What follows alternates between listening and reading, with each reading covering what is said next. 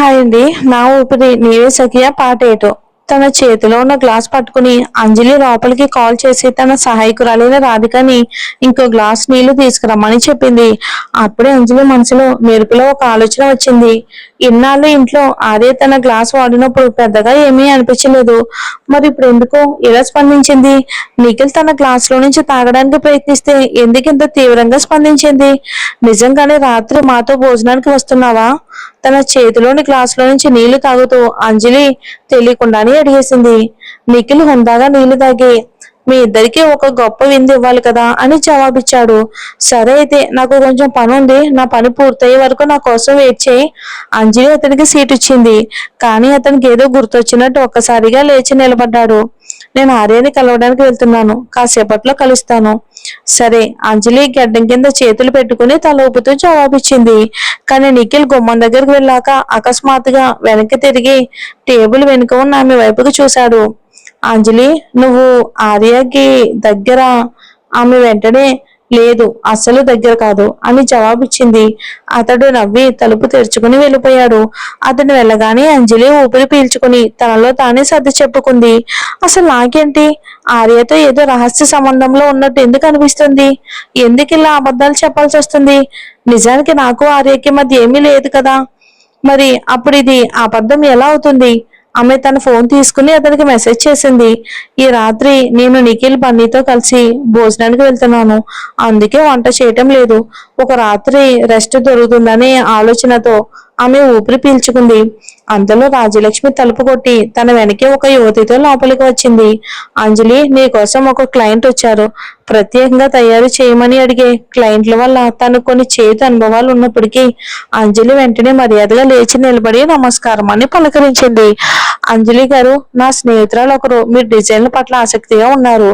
ఆమె తన ప్రియుడి కోసం ఒక హారం ప్రత్యేకంగా తయారు చేయించుకోవాలి అనుకుంటున్నారు. తప్పకుండా, దయచేసి కూర్చోండి. మీ స్నేహితురాలు మీతో రాలేదా? ఆమె విదేశాల్లో ఉంది, తిరిగి రావటానికి సమయం లేదు. అందుకే డిజైన్ గురించి మీతో మాట్లాడమని నన్ను పంపింది. రాజ్యలక్ష్మి, అంజలి ఒకరు ముఖాలు ఒకరు చూసుకున్నారు. అప్పుడు రాజ్యలక్ష్మి సూచనగా, ప్రత్యేకంగా నగలు చేయించుకోవాలి అనుకున్న మహిళ క్లయింట్ విదేశాల్లో మీ డిజైన్లో ఉన్న పత్రికలను చూశానని నాతో చెప్పారు. ఆమెకు మీ డిజైన్స్ అంటే చాలా ఇష్టం. అవును, నా స్నేహితురాలు విదేశాల్లో ఉన్నప్పుడు మీ గురించిన పత్రికలు చూసి మిమ్మల్ని ఇష్టపడింది. ఆ యువతి నవ్వుతూ చెప్పింది. ఆ వివరణతో అంజలి అనుమానం తీరిపోయింది.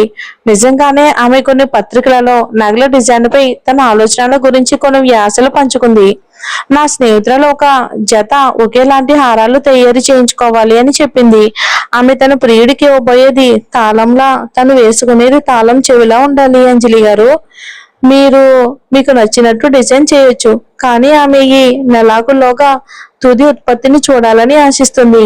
అంజలి కళ్ళు ఆర్పింది. రాజలక్ష్మి వైపుకు చూసింది. రాజలక్ష్మి జాగ్రత్తగా క్యాలెండర్ చూసి, మీరు 3 రోజుల్లో డిజైన్ సిద్ధం చేయగలిగితే ఈ నెలాకుల్లోగా దీన్ని చూడటం సాధ్యమేనని జవాబిచ్చింది. సరే, నేను 3 రోజుల్లో నమూనా సిద్ధం చేయడానికి నా వంతు ప్రయత్నం చేస్తాను అని అంజలి మాటిచ్చింది.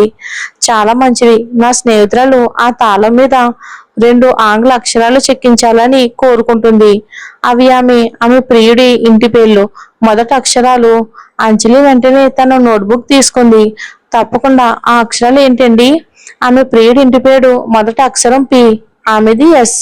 ఈ తాళం మధ్యలో గుండె ఆకారంలో డిజైన్ కావాలని కోరుకుంటుంది. తప్పకుండా, పర్వాలేదు, నేను డిజైన్ లో అది కూడా చేరవేస్తాను అని అంజలి తలూపింది. చాలా మంచిది. మరి ధర ఎంత అవుతుంది? రాజ్యలక్ష్మి కల్పించుకుని మీ స్నేహితురాలి బడ్జెట్ ఎంత అని అడిగింది. సుమారు 50 లక్షలు. అంజలి, రాజ్యలక్ష్మి ఒకరు మొక్కలొకరు చూసుకున్నారు.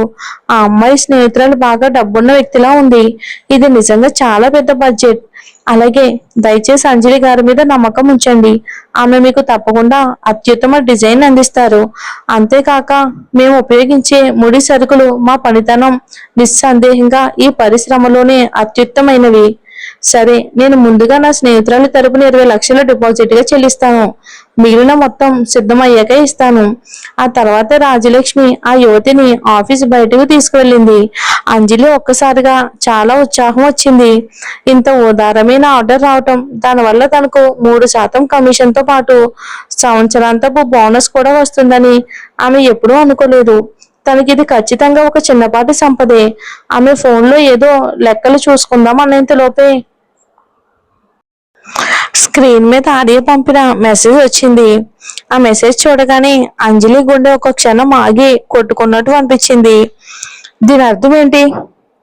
రాజ్యలక్ష్మి ఆ క్లయింట్ ను బయటికి పంపిన 10 నిమిషాల తర్వాత అంజలి గది తలుపు తట్టి, అంజలి, నువ్వు అదనపు సమయం చేయాల్సి వచ్చినా సరే దయచేసి 3 రోజుల్లో రూపకల్పన నమూనా పూర్తి చేయడానికి ప్రయత్నించు.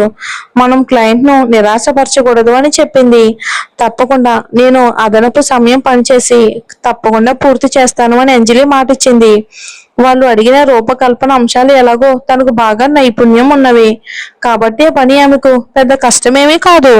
అంజలి పనితనం మీద రాజ్యలక్ష్మికి చాలా నమ్మకం ఉంది కాబట్టి ఇంకా కొద్దిసేపు చర్చించిన తర్వాత ఆమె అక్కడి నుండి వెళ్ళిపోయింది. అంజలి స్ఫూర్తి కోసం తన చిత్తుపటం వైపుకు తదేకంగా చూస్తున్నప్పుడు నిఖిల్ ఆమె కార్యాలయంలోకి రావటం కనిపించింది. అంటే ఆఫీస్ కి. అతను క్షమాపణ కోరుతున్నట్టుగా ఆమె వైపుకు చూసి, అంజలి, నేను నీకు పనికి ఇంకొక రోజు భోజనానికి విందిస్తాను. ఈ రాత్రి నాకు వేరే పని ఉంది అని గుణకాడు. అది వినగానే ఏ మాత్రం ఆశ్చర్యం పోని అంజలి పెదవులు బిగించి అతని వైపుకు చిరునవ్వు చిందించింది. అయ్యో, పర్వాలేదు, మీకు వీలున్నప్పుడు మనం వెళ్ళొచ్చులే. ఒక విదేశీ సంస్థ వాళ్ళ జట్టు నిర్మాణ కార్యక్రమం నా హోటల్లో జరుగుతుందని ఇప్పుడే తెలిసింది. అందుకే నేను సమావేశానికి వెళ్ళాలి అని నిఖిల్ నిరాశగా వివరించాడు. దానికి అంజలి, అయ్యో, మీరు మీ పని చూసుకోండి. మీరు ఇప్పుడే కదా సంస్థ బాధ్యతలు తీసుకున్నారు. మీ నాన్నగారిని నిరాశపరచకూడదు అని బదులిచ్చింది. నిఖిల్ కూడా నిస్సహాయంగా భావించాడు. ఎట్టకేలకు అంజలిను రాత్రి భోజనానికి ఆహ్వానించడానికి సమయం దొరికింది. కానీ చివరికి ఆ ప్రణాళిక కూడా పాడైపోయింది. అతన్ని పంపించాక అంజలి ఆలోచనలో పడిపోయింది. నా చేతి వంట తినడం కోసమేనా ఆర్య ఇంత పెద్ద ఎత్తుగడ వేసింది? ఆ విదేశీ సంస్థ జట్టు నిర్మాణ కార్యక్రమం నుండి వచ్చే లాభాన్ని నిఖిల్కి ఇచ్చేశాడా? ఇక అప్పుడే ఆమె ల్యాండ్లైన్ ఫోన్ మోగింది. ఆమె ఫోన్ ఎత్తింది. హలో, ఎవరు మాట్లాడుతున్నారు? అతను వెళ్ళిపోయాడా? అవతల నుండి ఒక గంభీరమైన గొంతు వినిపించగానే అంజలికి ఏమాత్రం మాటలు రాలేదు. తర్వాత ఆమె ప్రశ్నించింది, అతన్ని పంపించేయడం మీకు అంత అవసరమా? ఏమైంది? లేక నువ్వు అతనితో భోజనానికి వెళ్ళాలని చాలా ఆశగా ఎదురు చూస్తున్నావా ఏంటి? అవతల వైపు నుండి ఆ మనిషి గొంతు ఒక్కసారిగా బెదిరింపు ధోరణిలోకి మారిపోయింది. సరే, నేను ఈ రాత్రికి కిరాణా సామాను కొనడానికి వెళ్తాను. ఆ సమయంలో అతనికి రాత్రి భోజనం వండి పెట్టడమే శ్రమ తీసుకోక అంజలికి వేరే దారి తప్పలేదు భోజనానికి వండడం. అయితే అవతల వైపు ఉన్న మనిషి వదలడానికి ఇష్టపడలేదు. నా ప్రశ్నకు జవాబు చెప్పు. అయితే అంజలి బహుశా అతనికి అంత గర్వంగా ఉండకూడదని అనుకుందో ఏమో అతనికి కోపం తెప్పించే మాట చెప్పడానికి నిర్ణయించుకుంది. అవును, నేను చాలా ఆశగా ఎదురు చూస్తున్నాను నిఖిల్తో భోజనానికి వెళ్ళడానికి. ఆమె ఎలా అనగానే అవతల వ్యక్తి ఫోన్ పెట్టేశాడు. దానిని బట్టి అతను కోపంతో ఊగిపోతున్నాడని క్లియర్ గా తెలిసింది. బీప్ మన శబ్దం చేస్తున్న ఫోన్ ని చేతితో పట్టుకుని అంజలి ఆశ్చర్యపోయింది. ఈ మనిషి ఎప్పుడు కోపంగా ఉండే పిల్లాడిలా ఎందుకు ప్రవర్తిస్తున్నాడు? అసలు నా మీద కోపడడానికి ఇతను ఎవరు? ఇతని మనసులో ఏముందో నేను అసలు అర్థం చేసుకోలేకపోతున్నాను. ఏదేమైనా అది తెలుసుకోవాలనే ఉద్దేశం కూడా ఆమెకి ఏమాత్రం లేదు.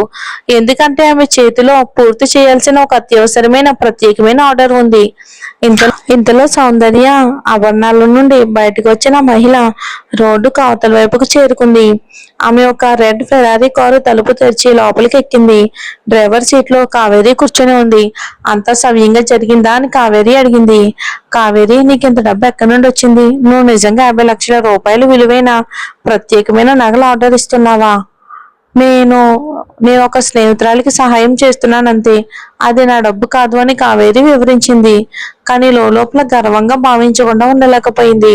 తను ఆర్యకి కావేరికి జంటగా సరిపోయే నెక్లెస్లను రూపకల్పన చేస్తుందని అంజలి అసలు ఊహించి ఉండదు. నెక్లెస్లు తీసుకోవడానికి వచ్చిన రోజు అంజలి స్పందన చూడ్డాన్ని కావేరి ఆగలేకుండా ఉంది. నువ్వు క్యాబ్ బుక్ చేసుకుని వెళ్ళు, నాకు వేరే పని ఉంది. కావేరి ఆ అమ్మాయిని అడిగింది.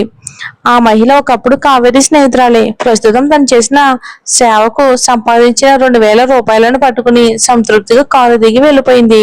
మరోవైపు కావేరి తన అలంకరణ సరిచేసుకుని తను కొన్న తీపి పదార్థాన్ని తీసుకుని సంతృప్తిగా కారు దిగింది. తర్వాత ఆమె సౌందర్య ఆభరణాల కాలాగారం వైపుకు నడిచింది. దారిలో ఆమె తన ఫోన్ తీసి మాయకు ఫోన్ చేసింది. మాయా, 5 నిమిషాల్లో అంజలిని ఆర్య గారి ఆఫీస్కి వెళ్ళమను. కారణం చెప్పకుండా అక్కడికి వెళ్ళమని చెప్పు చాలు. తప్పకుండా కావేరి గారు అని మాయ వెంటనే అంగీకరించింది. కావేరి రిసెప్షన్ కౌంటర్ దాటి వెళ్తున్నప్పుడు అక్కడ ఉన్న 4 రిసెప్షనిస్టులు ఆమెను గౌరవంగా చూశారు. రండి కావేరి గారు. దానికి ప్రతిస్పందనగా కావేరి హుందాగా గర్వంగా చిరునవ్వు నవ్వి లిఫ్ట్ ఎక్కి నేరుగా 8వ అంతస్తులో ఉన్న ఆర్య ఆఫీస్కి వెళ్ళింది. ఈలోగా ఆర్య ఆఫీస్ లో ఆర్య తన పనిని తొందరగా ముగించుకుంటున్నాడు. ఎందుకంటే అతను పని నుండి ముందుగా బయలుదేరి అంజలితో కలిసి కిరాణా సామాను కొనడానికి వెళ్ళాలి. చూద్దాం మరి ఏం జరుగుతుందో వచ్చే ఎపిసోడ్ లో. కావేరి ప్లాన్ ఏంటో. కావేరి ప్లాన్ చేస్తుందా లేదంటే అంజలి ప్లాన్ లో తను ఇరుక్కుంటుందో మరి వచ్చే ఎపిసోడ్ లో చూద్దామండి. Thanks for watching.